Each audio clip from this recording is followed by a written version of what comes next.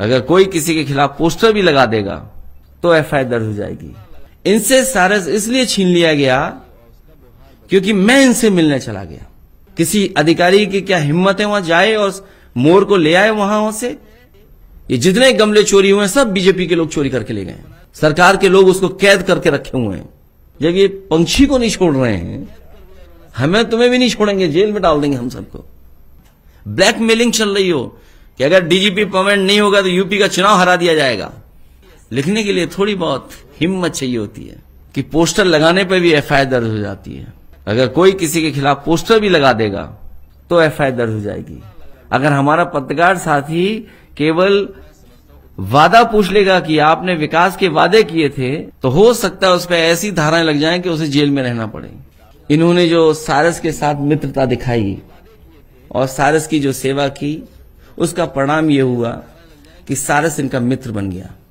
सारस इनसे छिनाए इसलिए केवल मैं इनसे मिलने चला गया, मैं इन्हें बधाई देने चला गया। क्या यही लोकतंत्र है? और न जाने कितने पालतू कुत्तों ने कितनों को काटा है। सरकार ने क्या किया? अगर सरकार सारस को छीन रही है तो सरकार को उनसे भी मोर छीन लेना चाहिए जो मोर को दाना खिला रहे थे। क्या सरकार की हिम्मत है वहां पहुंच जाने की? किसी अधिकारी की क्या हिम्मत है वहां जाए और मोर को ले आए वहां से? ये केवल इसलिए किया सरकार ने क्योंकि सारस से और सारस को पालने वाले आरिफ से मैं मिल करके आ गया। मुझे याद है कानपुर में जब समाजवादी पार्टी के विधायक से मैं मिलने गया, सरकार ने उसका ट्रांसफर कर दिया। आजम खान साहब या उनका परिवार इसलिए तकलीफ परेशानी में है क्योंकि वो समाजवादी है। ये अधिकारी जो अन्याय कर रहे हैं, हम तो इनसे कहेंगे अन्याय कर लो, मन भर लो, पेट भर ले, लेकिन जो ये आप काम कर रहे हो इसका क्या संदेश जा रहा है? जो गमले लगाए वो सूख गए, चोरी हो गए और बीजेपी के लोग ही चोरी कर ले गए। ये जितने गमले चोरी हुए हैं सब बीजेपी के लोग चोरी करके ले गए। ये प्राइवेट कंपनियों को गेहूं खरीदवा रहे हैं इसलिए क्योंकि कल इन्हें मुनाफा लेना है। आप बताओ किसान का गेहूं किस कीमत खरीदा गया था और आज आटा आप बाजार में खरीद रहे हो, किस कीमत खरीद रहे हो? ये मुनाफा किसकी जेब में जा रहा है? ये जो रिफाइंड तेल का मुनाफा किसकी जेब में जा रहा है? ये दूध महंगा हो गया, किसकी जेब में जा रहा है? ये आम लोगों के दुश्मन तो है ही हैं, किसानों के दुश्मन है। सदन में कहते हैं बताओ कि आलू खरीदेंगे, बजट में 1000 करोड़ रुपया, ये कहां गया 1000 करोड़ रुपया? कैद कर दिया इन्होंने सारस को। ये कम से कम खुले में रख रहे थे, इन्होंने कहीं उसको बंद नहीं किया कभी सारस को। सरकार के लोग उसको कैद करके रखे हुए हैं।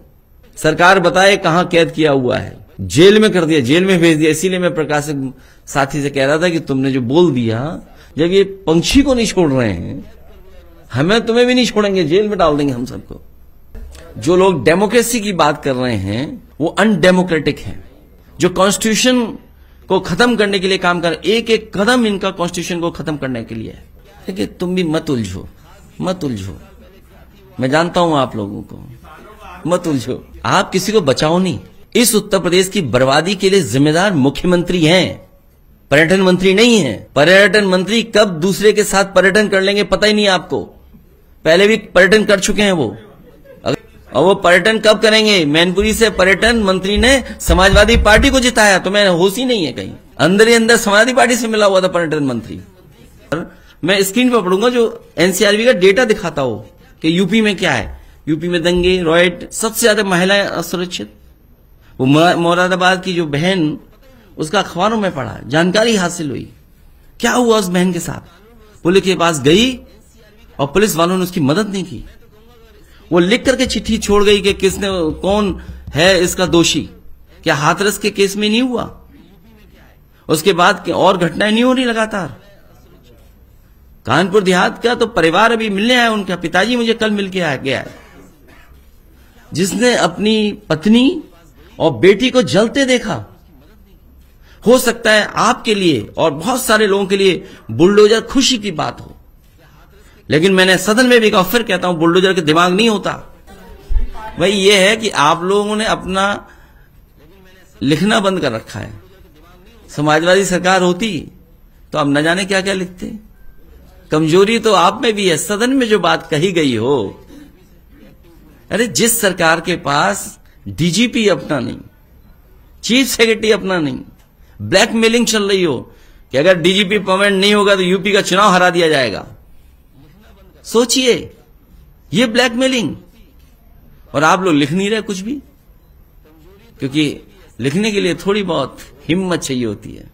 समाजवादी सरकार होती तो लिखते, ये देखिए यादव डीजीपी, मुस्लिम डीजीपी, गुर्जर डीजीपी, जो ब्राह्मण बनाया वो अच्छा नहीं है, बेईमान है। क्या हमें अखबार नहीं पता?